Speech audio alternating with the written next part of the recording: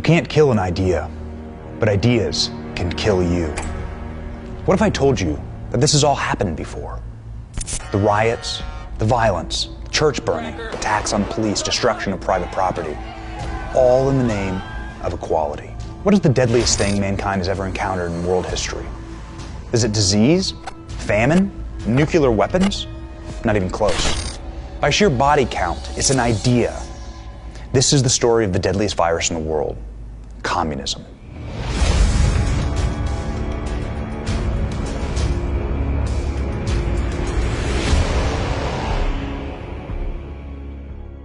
The year is 1848. Europe is burning. Political upheaval leads to mass violent riots in over 50 countries. Buildings burn, shops are looted, and national militias are called in to quell the mob. Sound familiar? This year, an obscure socialist named Karl Marx publishes the Communist Manifesto. The Communist Manifesto outlines how to destroy capitalism and usher in communism through the means of socialism. To accomplish this goal, the manifesto pits two groups against each other based on their identity: bourgeois versus proletariat, essentially business owners versus the workers of that business. See, identity hatred is the key component that makes communism work. The history of all hitherto existing society is the history of class struggles, Marx writes. Today, we would call this identity politics. The principle is the same. Define people by their groups and pit them against each other with a perceived injustice, and then violence. Marx embraces violence. He calls for the forcible overthrow of all existing social conditions and for the common ruin of the classes. What we are left with after this violent class warfare is a communist state. Marx spells out plainly what this looks like. Complete state ownership of your life. No private property. High taxes, government control of communications and media, government jobs for workers, government income for all workers, mandatory government education, and government that supersedes the church in power. These are the programs that the left is pushing today, nearly 200 years after the writing of the Communist Manifesto. And they're using identity politics and, yes, violence to do it. Remember, this is about power and control. In 1917, Marx's ideas got their big shot. Vladimir Lenin was a Russian Marxist living in exile in Switzerland during World War I. Lenin believed wholeheartedly in communism and saw the Russian political upheaval during the war as his shot to create a communist state. Shockingly, when Lenin asked the German military for passage to Russia in the midst of a war between the two countries, Germany enthusiastically said yes. The Germans treated Lenin and his communism as a deadly weapon to be used against their Russian enemy, a virus to infect the opponent and cripple them.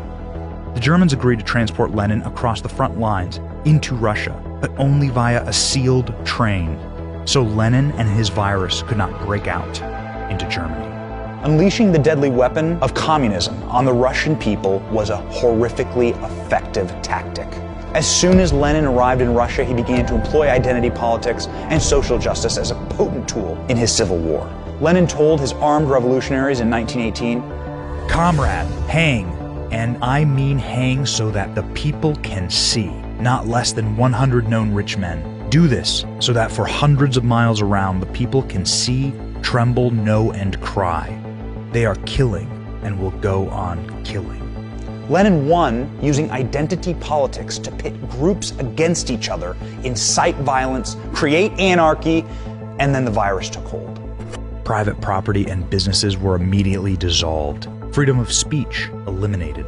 Individual freedoms crushed. Economic collapse. Famine. Starvation. Secret police raids. Millions of Russians sent to concentration camps. More people were sent to concentration camps in communist Russia than in Nazi Germany. In spite of practiced horrors in Russia, communism spread, and always by force. Eastern Europe, China, Vietnam, Cambodia, North Korea, Cuba, and parts of Africa fell to communist revolutions and dictators. It's critical to note, this mass death is not caused by foreign forces, but from within. Communism kills in the name of equality. They kill their own people. Communists do not care. They are indifferent to the suffering. Man-made famines and mass starvation in concentration camps are the norm, the cost of social justice. The death toll numbers under communism are staggering. Eastern Europe, 1 million. Vietnam, 1 million. Afghanistan, 1.5 million. Africa, 1.7 million. North Korea, 2 million. Cambodia, 2 million. Soviet Russia, 20 million people. But nowhere is the genocidal, sociopathic bloodlust of communism more evident than the dark history of communist China. China became a communist state in 1949 after a bloody, prolonged civil war led by Mao Zedong. After becoming a communist dictator, Mao joked about the killing of business owners in his own country. 30 million people. We have so many people. We can afford to lose a few. Mao's attempt to industrialize China, known as the Great Leap Forward, murdered more than 45 million people in a few short years, many simply from starvation.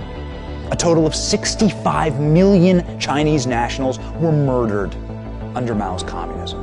Mao kept power in spite of the genocide. Communists never give up power, ever. They don't have to. The state is God and you are nothing. Mao's political party remains in power in China to this day, and they exercise an ironclad grip on its people. The Communist Party of China's failed response to the coronavirus cost many innocent people their lives. The virus outbreak, most likely from incompetent management of their own viral labs, was made exponentially worse by the communist regime's inability to admit wrongdoing and warn the rest of the world. These actions directly led to the global spread of the deadly virus, resulting in the deaths of tens of thousands of Americans. But as always, with communism, the worst is yet to come. Many of the organized leftists torching American cities are Marxists. They admit it, they say so. And they are practicing the tenets of communism to the letter. We are trained Marxists. We are super versed on sort of ideological theories. Use identity and class division to destroy private property in the name of justice. Demonize capitalists. Publicly persecute those who disagree with you. Incite violence and seize power and control. In 1932, Stalinist-backed communists in Germany formed a group to violently clash with police, terrorize the public, and physically assault their political enemies in the street. The name of that group? Antifasciste Aktion, Antifa. This was their symbol. Their tactics have now moved to our streets, and so have their motivations. Vladimir Lenin and Karl Marx both agreed. The goal of socialism is communism. Power and control. It is always about power and control. What is happening right now in America is not new. In fact, it's centuries old. The tactics are meant to bewilder you and make you question your institutions. They're meant to divide us and raise what we know as America to the ground. It's a revolution by the deadliest virus known to man. Communism. You can't kill an idea, but ideas can kill you. We must fight this virus to survive.